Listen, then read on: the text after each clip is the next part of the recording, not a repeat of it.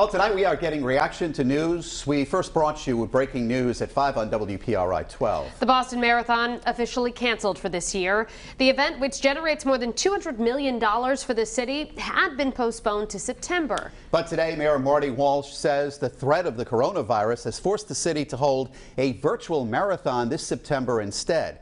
Participants are being asked to run remotely, and they're being offered a full refund of their entry fee. And tonight, Eyewitness News reporter Caroline Goggin caught up with a couple of local runners who say they might participate in the virtual race, but their goal is to get back to Boston next spring.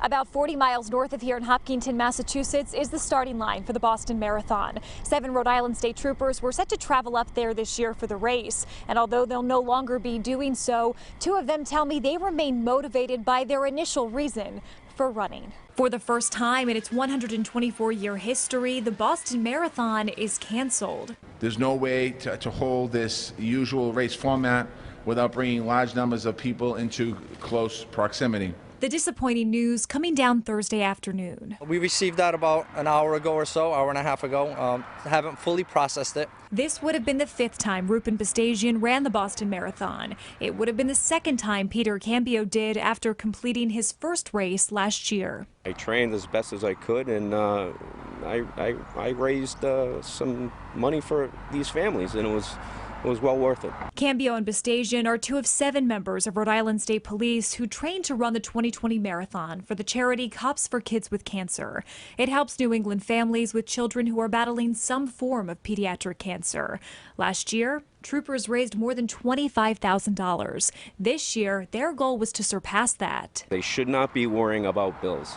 They should not be worrying about an electrical bill that's due. They need to focus on their kids, their families, and the money that we raise does help.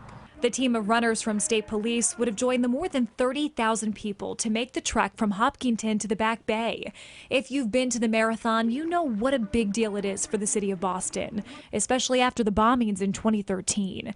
Bastagian ran Boston that year, and when the bombs went off, he ran to help. Chaos, difficulty, a lot of people, obviously their lives were devastated. At the same time, the community, Boston Strong, they came together and ran it the following year, and you saw the community together.